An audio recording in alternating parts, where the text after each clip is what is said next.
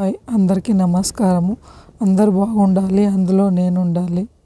లడాక్ ప్రయాణంలో నా రెండవ రోజు ఏమేమి చూసినా అనేది వీడియో రూపంలో పెట్టిన. నేను ఎట్లున్నది అట్లనే పెట్టిన, కలరింగ్ చేయడం కానీ న్యాచురల్గా పెట్టినాను. నేను వీడియోలు ఫోటోలు అన్నీ ఫోన్లోనే తీస్తాను.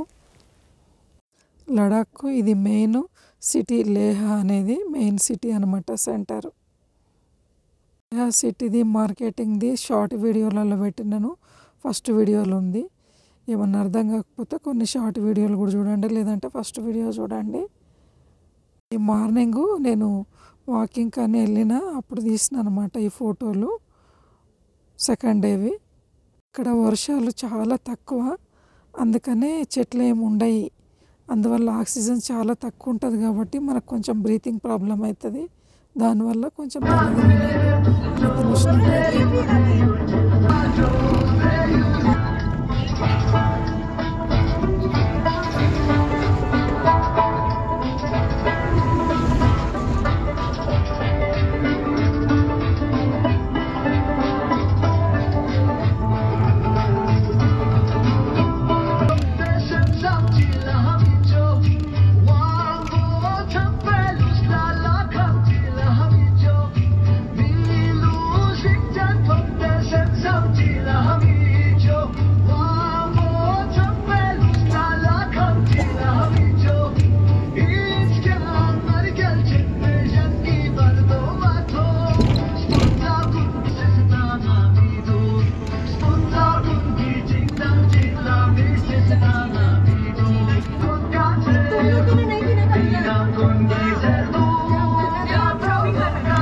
సిటీ నుండి మేము వెళ్తున్న దారి మొత్తం మీరు కూడా చూస్తారు కదా అనేసి నేను చాలా వరకు అట్లనే పెట్టినాను.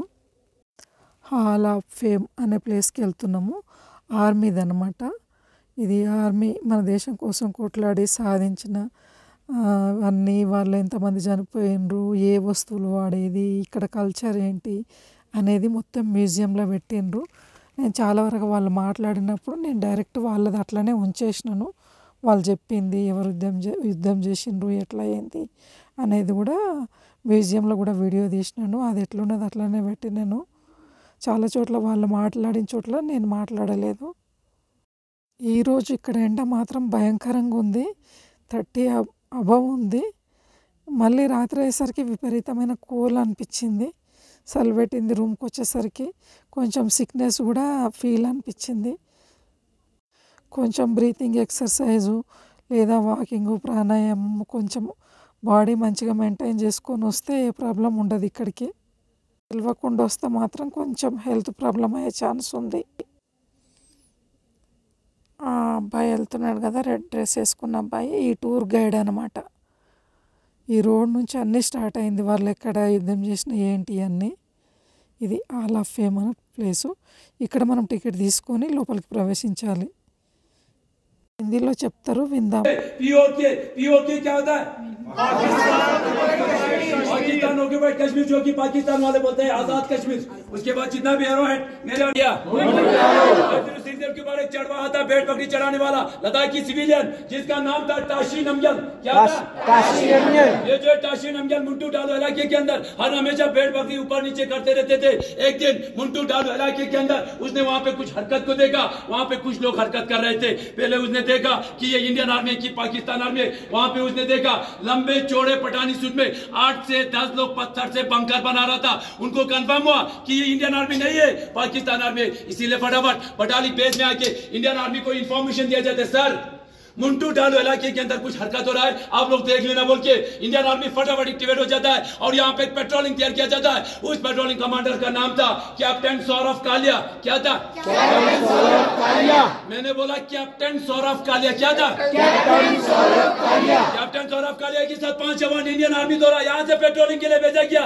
भेजा तो जाता है, वहां से एक भी वापस नहीं आया, पूरे का पूरा वहां पे शहीद कर दिया पाकिस्तान वालों ने। इसीलिए फटाफट इंडियन एयरफोर्स द्वारा यहाँ पे ऑपरेशन लॉन्च किया जाता है। उस ऑपरेशन का नाम था ऑपरेशन सफेद सागर। ऑपरेशन सफेद सागर इसलिए नाम दिया गया क्योंकि ज्यादा हाइट होने की वजह से इंडियन आर्मी और इंडियन एयरफोर्स दोनों मिलकर उस ऑपरेशन को सक्सेसफुल बनाया। ऑपरेशन तो सक्सेसफुल हो गया मगर खालूबर 4812 के ऊपर हमारी 111 कोर का राइफल का कैप्टन मनोज कुमार पांडे बहादुरी के साथ ईमानदारी के साथ लड़ते लड़ते वहां पे वो शहीद हो गया।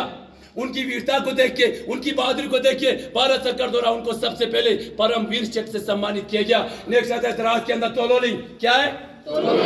ये जो तोलोलिंग मेन था हमारे लिए बहुत ही जरूरी था। क्यों जरूरी था? क्योंकि श्रीनगर से आते समय ये जो रेड लाइन आ रहा है, द्रास होते हुए कारगिल से रेड लाइन आ रहा है, ले लद्दाख तक। ఇప్పుడు హిందీలో మన దేశం గురించి వాళ్ళు ఎట్లా కొట్లాడిండ్రు, ఎట్లా సాధించిండ్రు, ఎట్లా బాధపడ్డారు అవన్నీ చెప్పిండ్రు అన్నట్టు. ఎంత జీవితాన్ని సాక్రిఫైస్ చేస్తేనే ఈరోజు మనం సుఖ సంతోషంగా ఉండగలుగుతున్నాం. మనం ఈరోజు ప్రశాంతంగా ఉండి తిరిగి అన్నీ చూస్తున్నామంటే వాళ్ళ వల్లనే. ఇంతమంది వాళ్ళ జీవితాన్ని కోల్పోయిండ్రు. ఎంతమందో త్యాగ ఫలితమే మనం ఇవాళ సుఖంగా ఉన్నాం. పాతకాలం పనిముట్లు, వాళ్ళ ఫేస్కి వాడిన మట్టి మాస్క్ అంట అది. వీడియోలో మొత్తం మ్యాటరు నేను ఫోటోలు తీసి పెట్టినాను. అవి స్లో చేసుకొని మీరు చదువుకుంటే హిస్టరీ అంతా అర్థమవుతుంది. వీడియో లెంత్ బాగా పెరిగింది, అందుకని అది స్లో చేసుకుంటే మీకు దాని గురించి హిస్టరీ అర్థమవుతుంది.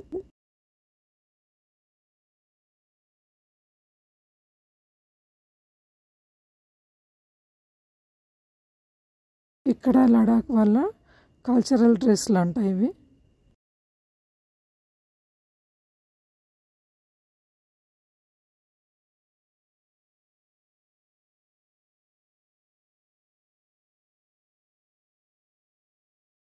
ఫ్రూట్స్ ఇక్కడ బాగా దొరుకుతాయి చెట్లకు.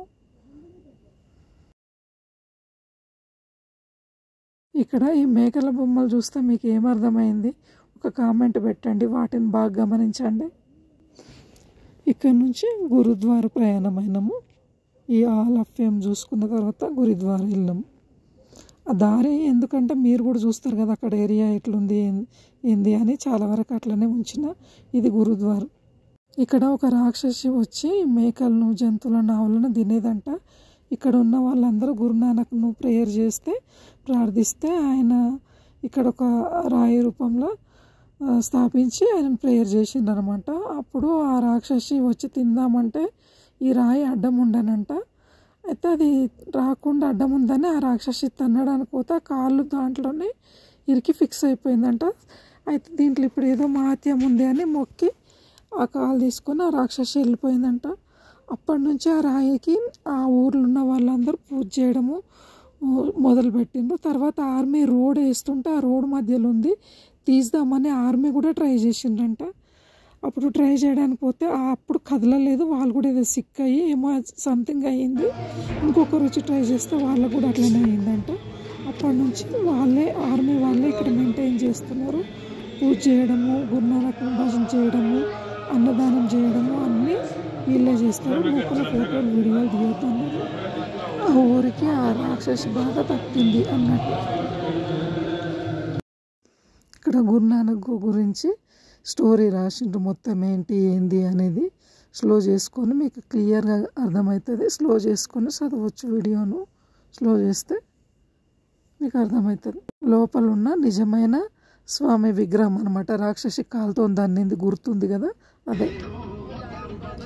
హిందూ నది, ఇంకో నది, రెండు నదుల కలయిక అనమాట. ఒక నదివి కొంచెం మబ్బు వస్తుంది, ఇంకా నది మట్టిగా వస్తాయి. ఆ రెండు నదుల కలయిక. ఇక్కడ మొత్తం బుల్లెట్ పైన బైక్ రైడర్స్, విపరీతమైన మనుషులు. ఇక్కడ చూసినా, ఏ రోడ్లో చూసినా బైక్ రైడర్లు కనిపిస్తారు. అక్కడ పోతే ఎన్ని బైకులు ఉంటాయో. బోట్ రైడింగ్ ఉంది, రాఫ్టింగ్ ఉంది, అన్ని రేట్లు ఆడ రాసి పెట్టింది. అది కూడా నేను మెన్షన్ చేసిన ఈ వీడియోలో ఉంది, చూడండి. ఇప్పుడు ఇక్కడ ఉన్నాయి కదా ఇవి రేట్లు అన్నమాట. ఇవి చూడండి. ఇప్పుడు మాకు తీసుకెళ్ళిన డ్రైవరు, గైడు వీళ్ళిద్దరు. ఈ అబ్బాయి ఇప్పుడు ఈ సంఘం గురించి హిందీలో చెప్తాడు, మీరు వినండి. ఇప్పుడు మనము ఈ నదీ సంఘం దగ్గరకు వచ్చినాము. చూసిండ్రా బైక్ రైడర్స్ ఎంతమంది ఉన్నారో కింద.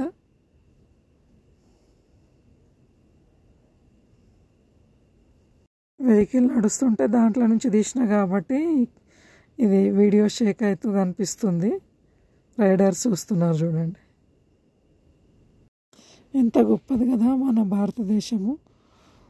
మన మహాకవి గారు పుణ్యభూమి నా దేశం నమో నమామి, ధన్యభూమి నా దేశం నమో నమామి అని అందుకనే రాసిండ్రేమో పాట.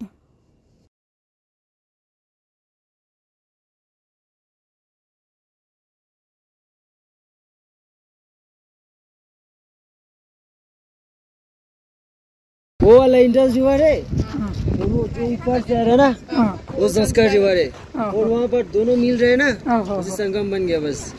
ठीक है ना? ओके। अभी तो फोटो ले। ఇప్పుడు రెండు రకాలు కనిపిస్తున్నాయి కదా నీళ్ళు.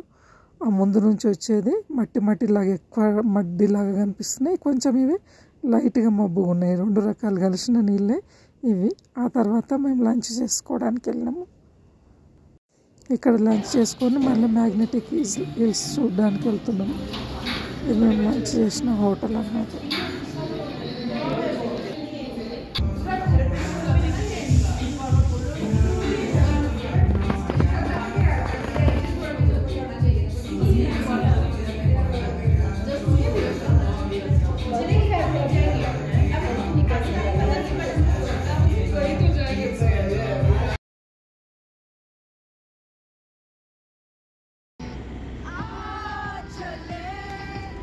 ఇక్కడ చెట్లు గ్రీనరీ చాలా అంటే చాలా తక్కువ ఉంటుంది. రేరు కొన్ని ప్లేస్లలోనే ఉంటాయి. నీళ్ళు కూడా తక్కువనే. ఇక్కడ నీళ్ళు ఉన్నాయి. ఈ కొండలు మొత్తం రాళ్ళు మట్టి కొండలే మొత్తం. అది ఎట్లుంది అని మీరు కూడా చూస్తారు అని అందుకనే పెట్టిన. ఇట్లా కొండలు ఉండడం వల్ల చెట్లు లేకపోవడం వల్లనే మనకు కొంచెం బ్రీతింగ్ ప్రాబ్లం అవుతుంది. వీళ్ళు రెగ్యులర్గా ఇక్కడ ఉంటారు కాబట్టి వాళ్ళకి ఏమంత ప్రాబ్లం కాదు.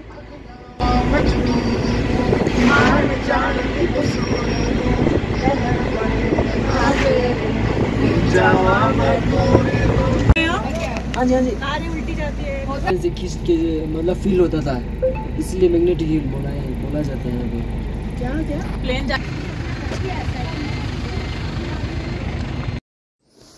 ఒకప్పుడు ఇక్కడ ఫ్లైట్లు పోతే ఫ్లైట్లను లాగేసేదంట అయస్కాంతం లాగా.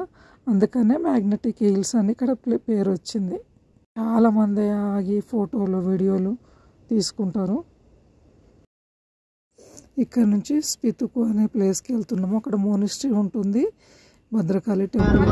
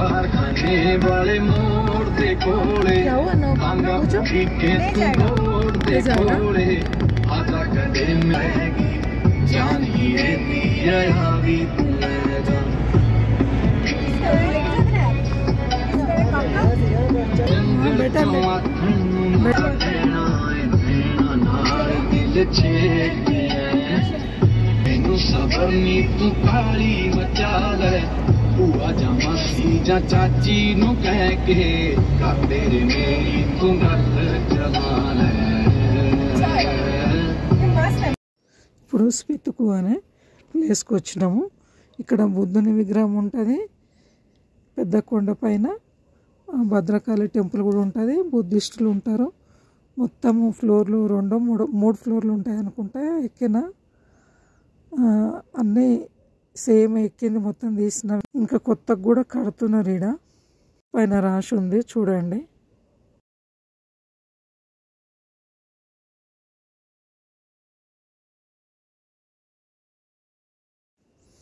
ఇక్కడ రౌండ్గా ఉంది కదా, ఇది క్లాక్ వైజ్లో తిప్పితే దీంట్లో మంత్రాలు రాసి నింపుతారు కాబట్టి ఆ వైబ్రేషన్కు మొత్తం వాతావరణము పవిత్రంగా మారుతుంది అని వీళ్ళ నమ్మకము. మొత్తం వుడ్డుతో ఉంది చూడండి, పాతకాలం కట్టెలు.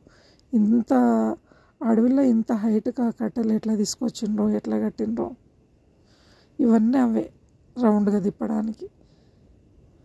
ఇక్కడ పొట్టి బట్టలు వేసుకొని పోతే అలో లేదు అన్నారు. సాంప్రదాయంగా ఒంటి నిండా బట్టలు వేసుకుంటేనే ఎంట్రీ. ఒక్కొక్క చోట దాని గురించి రాసి పెట్టుంది చూడండి. హైట్ పోతూ ఉంటే కిందికి ఇట్లా కనిపిస్తుంది.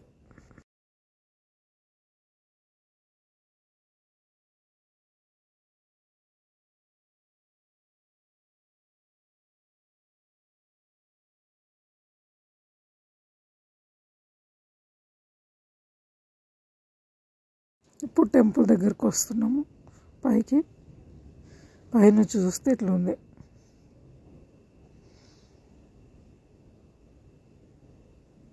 ఇవి టెంపుల్ పరిసరాలు అన్నట్టు. ఇవి గాలి వైబ్రేషన్ తిప్పాలి కదా, అది క్లాక్ వైజ్గా తిప్పాలి. ఇక్కడ భద్రకాళి టెంపుల్ ఉంటుంది. లోపలికి మాత్రం ఫోటోలు వీడియోలు అలో లేదన్నారు. నేను బుద్ధుని వరకు కూడా పోయి తీసిన. ఆ తర్వాత భద్రకాళి దగ్గర వద్దన్నారు. ఇది బుద్ధ భగవానుడు ఉన్న ప్లేసు. ఇక్కడ మెడిటేషన్ చేసుకోవచ్చు. ఆ గుడి పైనుంచి కిందికి చూస్తే ఇట్లా గ్రీనరీ కనిపిస్తుంది. నీళ్ళు, గ్రీనరీ చాలా తక్కువ. గ్రీనరీ కనిపించడమే ఒక గ్రేట్గా ఉంటుంది ఇక్కడ.